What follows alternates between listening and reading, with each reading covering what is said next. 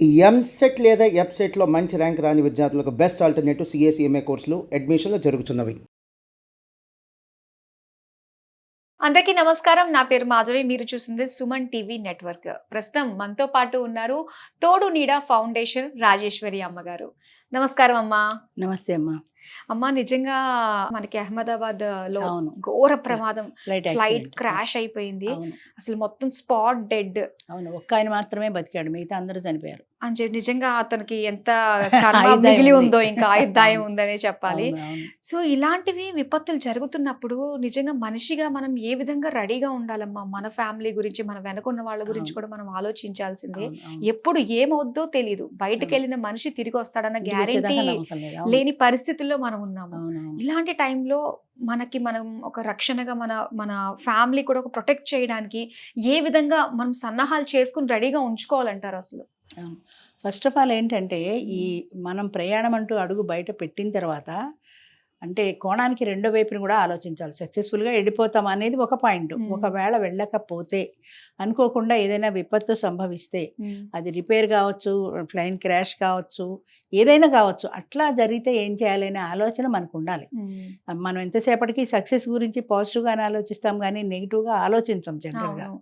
అందుకే వాళ్ళు జనరల్‌గా ఇన్సూరెన్స్ కూడా పెడతారు. హ్మ్. ఫ్లైట్‌లో జర్నీ చేసే వాళ్ళకి ఇన్సూరెన్స్ కూడా ఉంటది. అయితే హ్మ్. అది డొమెస్టిక్ ఫ్లైట్‌కి వచ్చేటప్పటికి అశ్రద్ధ చేస్తారు మన వాళ్ళు. అవును. ఎందుకులే ఇన్సూరెన్స్ డబ్బులు కట్టడము. ఈ గంట గంటలో గంటన్నరకి దిగిపోతాం ఏముందిలే. కదా అనుకుంటారు. ఆ! 2 నిమిషాలు చాలు. ఇప్పుడు ఇక్కడి నుంచి మనం అంత దూరంలో మన ఇల్లు ఉంది చేరుకుంటామనగా హ్మ్. సగం దూరంలో యాక్సిడెంట్ అవ్వచ్చు. చెప్పలేం కదా! అవును. ఇంటికి ఎళ్ళేదాకా కూడా నమ్మకం లేదు ఈ రోజుల్లో. అంచేత 2 ఆలోచించుకోవాల్సిందే. హ్మ్. ఇంటర్నేషనల్ ఫ్లైటే కాదు, డొమెస్టిక్ ఫ్లైట్ అయినా కూడా ఇన్సూరెన్స్ తీసుకోవడం ఎప్పుడూ మంచిది. హ్మ్. సేఫ్టీ అది. రెండోదేంటంటే ఇప్పుడు ఈ ఫ్లైట్‌లో ఎంతో ప్రాణ నష్టం జరిగింది. హ్మ్. అయితే అందులో ఒకామె పాపం కొత్తగా పెళ్ళయ్యి లండన్ వాళ్ళ హస్బెండ్ లండన్‌లో ఉంటే లండన్ ఎళ్తోంది. హ్మ్. ఎళ్తుండగా ఫ్లైట్ క్రాష్ అయింది. చనిపోయిందామె. హ్మ్. కొత్త పెళ్లి కొడుకు. ఈమె కొత్త పెళ్లి కూతురు. వాళ్ళ జీవితం ఏమైపోయింది? నాశనం అయిపోయింది కదా! అవును. ఇలాంటి వాళ్ళు ఎంతోమందున్నారు. హ్మ్. అంచేత ముఖ్యంగా ప్రతి ఒక్కరూ గూడా ప్రయాణం చేసే ముందు ఆలోచించుకోవాల్సిన విషయం ఏంటంటే, మళ్ళీ మనం సేఫ్టీగా తిరిగి రావాలి ఫస్ట్ పాయింట్. హ్మ్.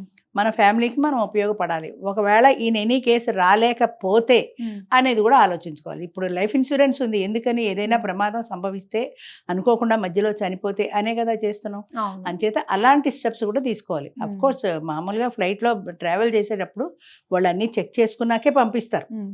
అన్నీ చెక్ చేసుకొని అన్నీ బాగున్నాయంటేనే ఫ్లైట్‌లో జనాల్ని ఎక్కనిస్తారు. అవును. కానీ దురదృష్టవశాత్తు ఏదైనా ఫెయిల్ అయితే చెప్పలేం గదా! హ్మ్. వాళ్ళు ఎన్ని ప్రికాషన్స్ తీసుకున్నా మన యోగం బాగుండకపోతే ప్రమాదం జరగచ్చు. హ్మ్. అంచేత అలాంటి దానికి ప్రికాషనరీగా స్టెప్స్ వాళ్ళు ఏమేమి చేసుకోగలరో అటు గవర్నమెంట్ సైడ్ నుంచి గానీ, ఇటు ఎయిర్‌పోర్ట్ డిపార్ట్‌మెంట్ నుంచి గానీ అన్ని జాగ్రత్తలు తీసుకున్నా పర్సనల్‌గా మనం జాగ్రత్త తీసుకోవాలి. అవును. చాలామంది ఫ్లైట్‌లో కూర్చున్నాక బెల్ట్ పెట్టుకోరు. హ్మ్. వాళ్ళు పెట్టుకోమని చెప్తారు. అవును. అయినా ఆ టైంకి వీళ్ళు ఏ ఫోనో మాట్లాడుతుంటారు. అది వినిపించుకోరు. హ్మ్. కొంతమంది ఫోన్ మాట్లాడుతుంటారు. ఫోన్ స్విచ్ ఆఫ్ చేయండి, బంద్ చేయండి అని వాళ్ళు చెప్తారు. అవును. అయినా సరే దొంగతనంగా పెట్టేసి మాట్లాడేస్తుంటారు. ఆ హ్మ్. ఒక్క క్షణంలోనూ మీకేమి ప్రమాదం ఇంపార్టెంట్ చోటైంది. ఏమొచ్చింది? ఏమి ఆ! ఇంత ప్రాణాపాయ పరిస్థితి కాదు గదా! అవును. దానివల్ల ఏదైనా ప్లేను తలకిందులైపోతే సమస్య గదా! హ్మ్. అది అసలు పాటించడం అంటే ఏ మార్గదర్శకాలైతే వాళ్ళు చెప్తున్నారో అవన్నీ తూచా తప్పకుండా పాటించాలి. హ్మ్. బెల్ట్ పెట్టుకోవాలి.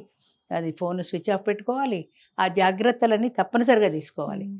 తర్వాత ఇంకోటేంటంటే బయలుదేరేటప్పుడే ఫ్యామిలీకి కావాల్సిన జాగ్రత్తలన్నీ అంటే మళ్ళీ వీళ్ళు 2 రోజులకో, 4 రోజులకో, వారం రోజులకో, 10 రోజులకో వెనక్కొస్తారు కదా! వచ్చేదాకా ఎటువంటి జాగ్రత్తలు తీసుకోవాలి ఫ్యామిలీ. హ్మ్. ఫ్యామిలీకి ఎలాంటి ఇబ్బందులు లేకుండా చూసుకోవాలి. రెండో విషయం ఏంటంటే ఒకవేళ ఎన్ని జాగ్రత్తలు తీసుకున్నా అనుకోని ప్రమాదం అన్నట్లాగా సంభవించి హ్మ్.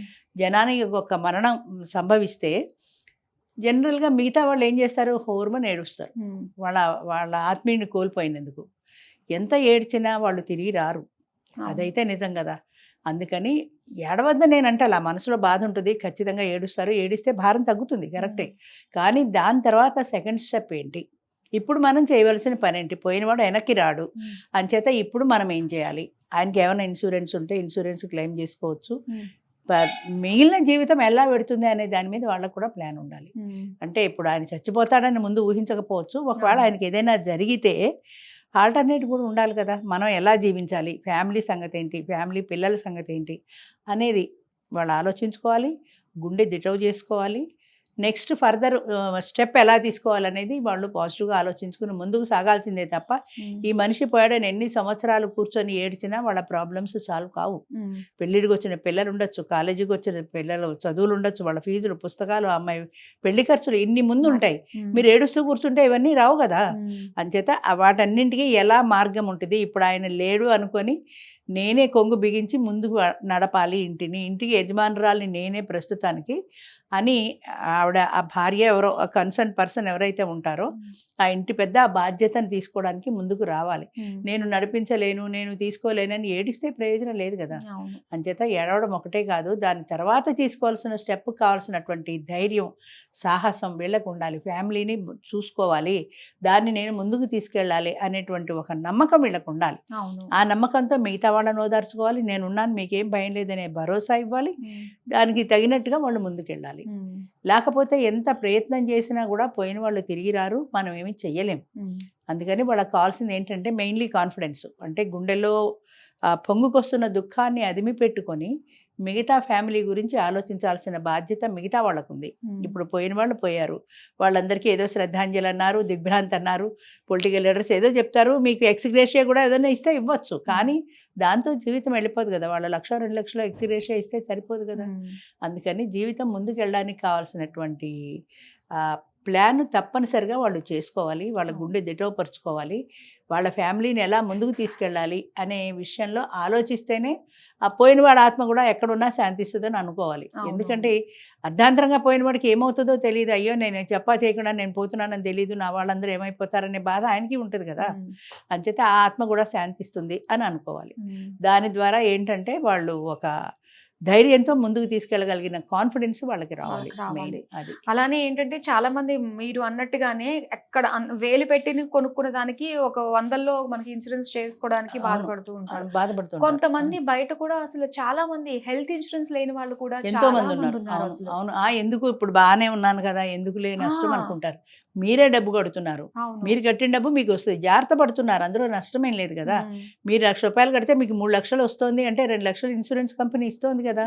అంచేత ఈ కట్టిన 1,00,000 కాక మీకు ఎక్స్ట్రా వస్తుంది అని ఆలోచించుకోవాలి. కానీ ఇప్పుడు నాకు ₹1,00,000 ఇన్వెస్ట్మెంట్ ఎందుకులే అనుకుంటారు. అంటే ఫైనాన్షియల్గా వెల్ ఆఫ్ కాని వాళ్ళు, కట్టుకోలేని స్తోమత లేని వాళ్ళు ఒక పక్కన అయితే, ఉన్నవాళ్ళు కూడా ఇదంతా వేస్ట్ అనుకుంటారు. ఇప్పుడు చూడండి, మన ప్యాకేజీలు ఉంటాయి ప్రతి సంవత్సరము కూడా. జనరల్గా వాళ్ళు డాక్టర్స్ ప్యాకేజీల్లో అన్ని రకాల టెస్టులు చేస్తూ ఉంటారు. అవి చాలా మంది చేయించుకోరు, చాలా మంది చేయించుకుంటారు, అలాగే చాలా మంది చేయించుకోరు కూడా. ఎందుకని?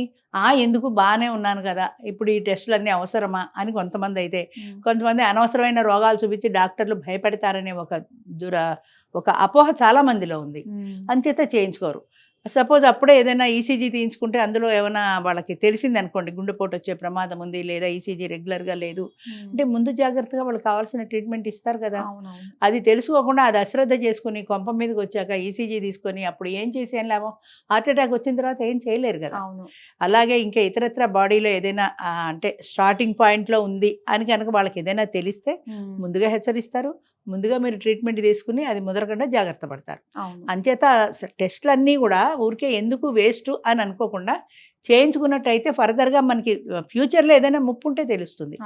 అదేవిధంగా ప్రయాణాల్లో కూడా తిరిగి వస్తానా వెల్ అండ్ గుడ్, మంచిదే, ఒకవేళ రాకపోతే అనే ఆలోచన కూడా ఉండాలి. ఆ ఆలోచనతో వెళ్ళే ప్రయాణం చేసే వ్యక్తి వెళ్ళాలి, ఆయనకు తగినటువంటి ఆయన ఫ్యామిలీ మెంబర్స్ కూడా అదే ధైర్యంతో ఉండాలి. ఇప్పుడు చూడండి, పాపం మా అమ్మాయి కొత్త పెళ్లి కూతురు లండన్ వెళుతోంది భర్తను కలుసుకోవడానికి. ఆమె మార్గ మధ్యంలో చనిపోయింది.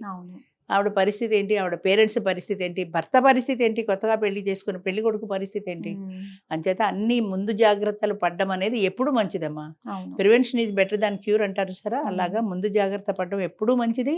దానికి తగిన జాగ్రత్తలు తీసుకోవాలి, ధైర్యంగా ముందుకు సాగాలి మిగిలిన వాళ్ళు కూడా. అలానే ఇక్కడ జీవితం అంటే మనతోటే వెళ్ళిపోదు, మన చుట్టూ ఉన్న వాళ్ళకు కూడా మనం చూసుకునే బాధ్యత మనలో ఉంటుంది కాబట్టి అడుగు వేసేటప్పుడు చాలా జాగ్రత్తగా, నేను లేకపోతే నా వాళ్ళ పరిస్థితి ఏంటి అని ఆలోచించుకోవాలి. ఇన్సూరెన్స్ కూడా అందుకే, లైఫ్ ఇన్సూరెన్స్ కూడా అందుకే కదా, మధ్యలో అనుకోకుండా నాకు ఏదైనా అయితే నా వాళ్ళ పరిస్థితి ఏంటి అనే కదా చేస్తారు. చాలా మంది చేయరు కూడా అది. ఎందుకు డబ్బులు దండగాని, నువ్వు డబ్బు అక్కడ మదుపు పెట్టుకుంటున్నావు, జాగ్రత్త పెట్టుకుంటున్నాననే నమ్మకంతో ముందుకు వెళ్ళాలి, డబ్బులు దండగా అనుకోకూడదు. నిజంగా ఇప్పుడు తెలిసి వచ్చిందమ్మా అసలు ఇలాంటి ఇన్సూరెన్స్ ఖచ్చితంగా ఉండాలి. ఉండాల్సిందే అని చెప్పేసి. అవును, అలా So- ఇన్సూరెన్స్ ఉంటే కొంతవరకు సేవ్ అవుతారు కనీసం. అవునవును. పర్మనెంట్ సొల్యూషన్ కాకపోయినా మనిషి at లేని least లోటుని ఎలా అది అది కనీసం ఫైనాన్షియల్ గా మీకుండే ఇబ్బందులు గట్టెక్కుతారు కదా, అవును, అది మర్చిపోకూడదు ఎప్పుడు కూడా. నిజంగానే. సో మ్మ్. దీని వల్ల ఏంటంటే ఒకసారి అందరికీ కూడా ఖచ్చితంగా ఇన్సూరెన్స్లకి హెల్త్ ఇన్సూరెన్స్లకి దాని యొక్క వాల్యూ తప్పనిసరిగా గురించి చెప్పాలి. మీరు ఈ విధంగా మాకు తెలియచేసినందుకు చాలా సంతోషం. ధన్యవాదాలమ్మా. Thank you.